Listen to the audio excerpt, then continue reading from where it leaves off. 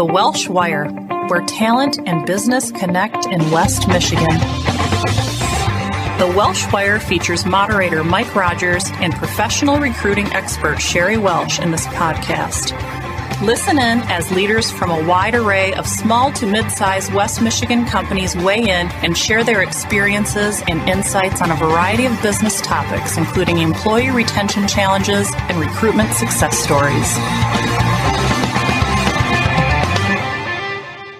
Hello, everybody. It's Mike Rogers. Welcome to the Welsh Wire, sponsored by the Family Business Alliance and featuring Sherry Welsh. Hey, good day, and welcome to the Welsh Wire. We are so glad that you joined us today. We are doing our podcast today in collaboration with our friends at the Family Business Alliance in Grand Rapids. We're so glad to partner with them and have as our special guest today John Ruther, who's the managing director of OKeefe, West Michigan. OKeefe and John's firm are underwriters for the Family Business Alliance, and we're so glad to have John here today. John, welcome to the Welsh Wire. Oh, thanks, Sherry. Really happy to be here today. We're talking about right-sizing risk, and if you've been listening to our podcast for a while, you know this is an ongoing series that we've been doing this year with the Family Business Alliance. This is a year like no other. What can we say? 2020's rolled into 2021. You know, it's been challenging, and there's been a lot of issues around financial risk and risk mitigation that's really kind of come to the forefront of a lot of business owners' minds. And all our financial discussions are really around this right now. There's still so many uncertainties, right, John? I mean, yeah, obviously, we're not exactly sure what's going to be happening, almost on a day-to-day basis still. Right. The future is still pretty cloudy. So, the question remains, moving through into 2021, what can we do about right-sizing risk? And John's got some really great information, what we'd like to think are some very valuable lessons, right, John, about how to right-size your risk as a business, really getting up to that 10,000 foot view and looking at all the things that you might need to be considering to mitigate risk. So before we get into that, let's learn a little bit more about John. John, share with us a brief history of OKeefe and tell us a little bit about your background and your background with the company too. Sure. So OKeefe's been in business since 2000. Pat OKeefe over in the Metro Detroit area started everything up. We are what I would call a highly specialized financial transaction firm. So we get involved in anything from, say, mezzanine debt. We run a fund called the Grow Michigan 2 Fund. We get involved in turnaround management. We're also in litigation support, so helping attorneys understand what, from a financial aspect, are maybe damages, things of that sort. And then we also do investment banking, so we're involved in a lot of M&A deals. And then we do some strategic advisory too. So OKeefe has locations in West Michigan, has locations in Metro Detroit, and also in Phoenix. And we have a nationwide reach. So it's really a nice place to be, and just a great group of people who have a wealth of knowledge and background in finance and really running businesses, including myself. Right. Yes, so, really valuable resources for family businesses in West Michigan. And you're a pretty new underwriter to Family Business Alliance too. Yeah, this is our first year involved, and we're really excited about it. I have a little bit of a background in family business. Really, since I've been growing up, my entire family has run different businesses, and sometimes together, sometimes separately. But learned a lot of valuable lessons within those family businesses, and it's nice to carry those over to OKeefe and actually be able to see it maybe from a little bit of a different side. Take the experience, but then also take that financial information that we bring and say, wow, if I could have only applied that 20 years ago. Oh, of course. I know. And that perspective is so rich, right? I mean, I shared that same perspective that you have from a family business. I grew up with parents who ran a family business. I run a family business today. And I think that really does give us a little bit different perspective, right? As we talk with family business owners, because we have literally walked in their shoes. Yeah. And even right now, my wife runs a business with my daughter and my son-in-law. So there you go. I get to give I get to give advice to them. But since it's within the family, I'm not sure they listen to me all the time, but it's still pretty good. Well, there's that, right? There's that. Yeah. And John, you and I were talking earlier, and we found out we're both Chippewas, graduates of Central Michigan University, which is another cool thing we have in common. You got it, fire up chips. And we also learned that we are not going to jointly sing the fight song because one of us knows it and one of us doesn't.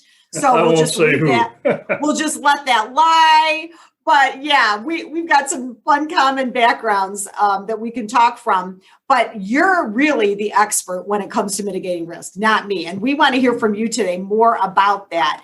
So can you start us out with just kind of giving us an overview, John? Let's talk about the economy, because from a risk viewpoint, that sort of sets the table for what we're dealing with right now, what we might need to be concerned about. And then I know you've got strategies to talk about too, but tell us about the state of the economy as you see it today. Yeah, so obviously with the economy right now, it's in what I would call that uncertain state, right? Which has gone ahead and caused some risk factors that people hadn't considered previously. I think really since the first time in many of our lives, really probably going back to World War II, we hadn't seen something like what we saw last year with some government intervention. We ended up seeing obviously some social changes that maybe we haven't seen that kind of cultural type issues since maybe the 1960s. And right. So we really ended up getting some impact of things that I would call macro environmental, beyond our control, that we're still trying to sort out. Okay, are these going to be the way that things move in the future? Is this something that's just temporary? And I think we're seeing some sea changes out there where, there's definitely some pieces in there that are going to make their way, into our lives and our businesses from now on. So right.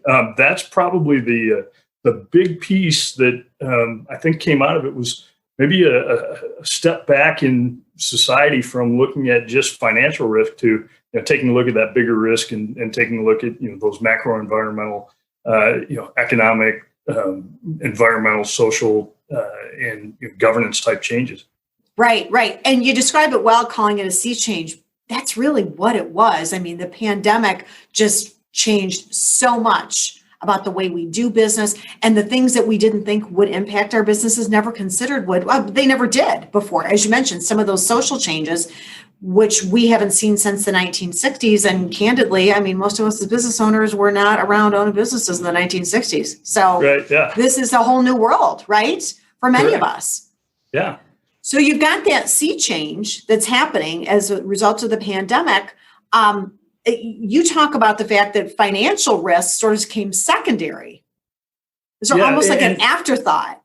And really, and it was more of people trying to understand how that risk maybe came financially. Forever, we've had, economic indicators, right? Unemployment, things of that sort. And, that, triggers or signals to society, hey, here's what, from the investment bank side of things or the investment side of things.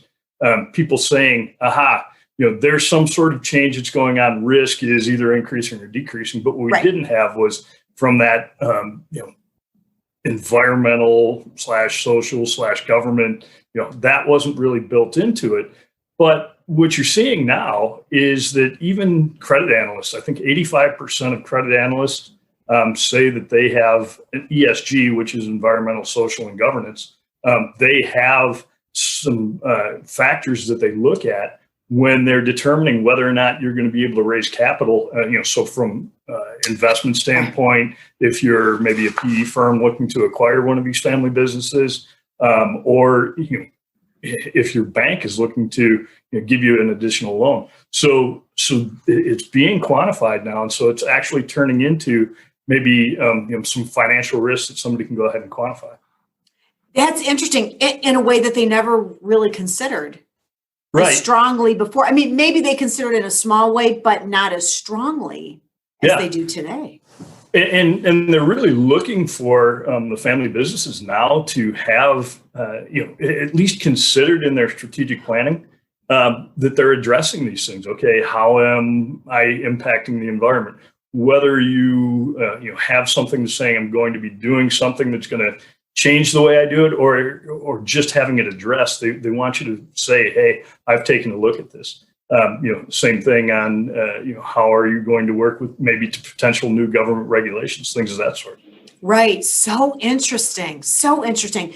And yet you also mentioned that, we're looking over the horizon and it's cloudy and there's still a lot of unknowns. Right. So for as much as we're maybe better understanding what some of the sea changes are and what the implications are for us, the future is still a little cloudy. Talk about that a little bit. Well, from a risk standpoint, the future is cloudy, right? But there's some things that you can do internally to, keep the value up on your company. So addressing this ESG, taking a look, making sure that you're seeing what's going on. Obviously, it's important to look at current events, but then looking back into your own business. One of the things that you can do is tighten up your own financials, right? So take a look, get your accounting in order, right? As you're doing that, and just to give you an example, I was working with one family business where they just did a fantastic job. They were bringing in good cash flow. They had great margins. They had fantastic intellectual property and all the things that you always hear about from a risk standpoint. They had addressed. They had all the customers that you can think of. It wasn't too concentrated. All those other things, but their financials or their accounting was just awful. And what ended up happening is when they went to get bought, they should have been at almost a $5 million sale, but due to the fact that when the due diligence started and there were several companies that tried to buy it, when they got in there and started to take a look, and all of a sudden there started to be some questions about whether or not these financial statements were actually reasonable, and some of the things couldn't be proven out. All of a sudden that dropped down to when a couple of times people pulled out, and a couple of times people came back with offers. It was only about half. So just tightening up your financials and making sure that somebody can see 3 to 5 years of really good, solid financials that you can't poke holes in.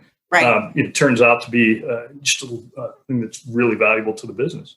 Oh, I would imagine so. That's great advice. So important to do that. You also talk about the risk of a lot of knowledge being centralized in one individual in the operation. Tell us more about that. Yeah, and you see that in a lot of family businesses, right? Sure. The founder has a lot of knowledge. Obviously, they started it. They have a lot of charisma. They know the customers. They know the suppliers. They know the business really well. And in a lot of cases, you'll see that the people who work for or work within that company look to that person to make all those decisions. That's right. So when it comes time to look to either pass it on or exit or taking a look at even expanding customer base, et cetera, right, it turns out it's that person that is the reason that the business is so successful. So it's really important for you to start to pass that information on to somebody else, so that when somebody comes in maybe from the outside to buy your business, they look and say, aha, if I buy this, there's good management people in place. It's not just the owner who may be exiting in a year or two, even if I have them stay on. So. Right. Oh, that's so true. And, just recently I was working with a client who identified risk even down one more level. So to go a little bit more micro on this, sometimes even individual contributors, if they are the only one that can do that job function, and it is critical to getting work out the door or to doing what you need to take care of for your client and your customers, the loss of that individual from the company opens up great risk. Our client identified that, which was one of the reasons we were brought into the conversation, right? To try to find another person to shore that up. But even down another level from the leadership team, there can be key people on the team that if you lose that one individual, you could be sunk for a while. Oh, yeah. You might not be able to get work out the door. I've seen that in the supply chain thing where the business had where the person who was really doing the purchasing had created an entire system obviously had all the relationships too, but it created this entire system using, I think it was Microsoft Excel. But anyways, when they left, nobody knew how to use that. And yeah, it ended up being several months before, they were able to get their arms around the whole thing. Yeah, that's a problem. That is a problem. Yeah, exactly. Yeah. You also talk about budgeting and planning as being something that needs to be examined. Tell us more about that, John. Yeah, obviously, when you're running a business, if you can forecast what's going to end up happening, it's really valuable. So you're taking a forward look. You don't necessarily want your accounting department to just be giving you historical information either. So if you're taking those forward looks, that can add value. And I'll give you just an example. So I was with a company for 20 years. I had made my way up to the C-level in the company. We grew quite a bit. And here we were, I had started with them when they were 400 million. They ended up being 800 million. And we had never done a budget in the entire history of the company. Been around since 1926. Here we are sitting in, I think it was 2002, and we'd never done a budget. Yeah, people are saying, hey, we want to grow this much this year, reduce expenses this much. And, let's make sure we're collecting our receivables on time, something like that. Yeah. And we were probably the most profitable business within the industry. But and quite by accident, what might we add, right? Quite by accident, because there was really no planning that went into that, right? Well, no real official planning, right? So anyways, we get a new CFO in, and that CFO goes ahead and puts in a budgeting planning thing. And we're all really competitive people. So we want to win at everything we do. Right. And puts in the budget. And this isn't one of these budgets where, hey, I said I was going to spend $3,000 on supplies this year, and I only spent $2,500. So next year I can only spend $2,500. Not something like that, but just actually holding you to, hey, I know my business. Well, we ended up 3 years later after really getting this in place, and we're all pretty proud of ourselves of, hey, we're hitting these budgets and they're going to where they need to be. And we're hitting projections, and you see this in Wall Street, right? You got to hit your projections. But anyways, we're hitting our projections. We're an ESOP, so twice a year we're sending in our financials to somebody who's going to do a valuation. Yep. I'm an ABV now, so I do valuations, but at the time I had no idea how they did these valuations. So we send it in, and we're at $71 a share, which was pretty cool. Yeah. And we thought, well, we're going to go to 75. This is just based on what we think. And it came back and it was $85 a share. Oh, wow. We were like, how did it get to $85 a share? Well, what turned out is when we started talking to the valuation people, they said, well, for all these years, you never gave us projections. We didn't really know that you knew what you were doing. But after 2 or 3 years of you guys hitting this, we understood. So we removed a risk factor that we always had in there, and that bumped you up. You always should have been, $5 to $10 higher than what we valued you at. And it was like, oh my goodness. And that was kind of when the light bulb went off. You should really be looking at doing forecasting and budgeting. Oh, that's a great story. Really hits home, I'm sure, for a lot of family businesses. Yeah, that's a great, great story. And with a wonderful ending too. Wow. Terrific lesson. Yeah. Talk a little bit about relationships. John, you mentioned that relationships can really be a risk factor for companies too. Tell us what you mean by that. Yeah, definitely creating strong relationships is important. West Michigan, that's kind of what we're built on anyways. But having those strong relationships with your suppliers, maybe with your bankers, things of that sort. When something comes around, if you're communicating with them, if you've got a good relationship, if that trust is built there, you're going to get some additional help, some additional effort from those folks that maybe you wouldn't get before. I'll give you an example, and it goes both ways too. So, for example, the company I was with that I was telling you about, we had a really good relationship with Behr Paint, the folks that do the paints at Home Depot, right? So we had a really good relationship with them, but we ended up in a situation that's not too dissimilar than what's happening right now. So in petrochemicals, you're seeing force majeure, where people just can't meet contracts due to a lack of supply. Yeah. Well, we were in a situation back when Katrina was going on, that was going to cause, and it wasn't going to be a huge delay, but we were about to delay Behr Paint from actually being able to supply Home Depot. And Oh, wow. we were only going to be maybe a half a day late. But because we had those relationships, we decided we'd bend over backwards for them. We went out to the local Home Depots around where we had to make the deliveries, and we ended up buying pallets worth of paint that was already on the shelves and delivering it back to Home Depot. So, or not to Home Depot, but delivering it back to Behr Paint so that Behr could deliver it back to Home Depot and not miss out on anything. Not that that's the story that you're going to hear from everyone, but there's all sorts of stories out there like that where when you're in those kinds of situations, that trust level helps. Now, obviously, some of that is going to be just beyond anybody's control. Yeah. But as much as you can get done is really helpful. Right. Oh, for sure. For sure. And, we talked about this a little bit earlier, but I know another thing that you like to talk about is that whole ESG, that environmental, social, governmental aspect of risk, and really paying attention to that in a way that you maybe never have before. Yeah. And I would say that you're starting to see within the middle market too. I think I did something not too long ago where over 50% of the middle market is adopting that. But that actually goes back to your supply chains and your relationships, because farther up the food chain too, a lot of the big suppliers, a lot of the big customers of yours are starting to take these into account. And so, it's a good thing to look out and see some standards that are out there. Even talk to your customers or to your suppliers if you're going to get something going, where they can help you to implement at least something from a strategic standpoint that will help you and make it easier by talking to somebody who's already been through it. Right. For sure.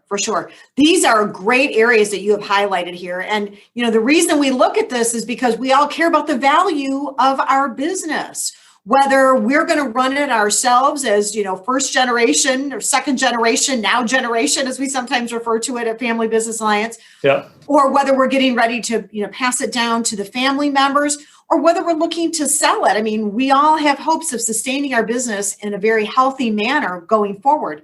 So talk to us a little bit about those effects of mitigating risk or not mitigating risk on the value and even on M&A situations.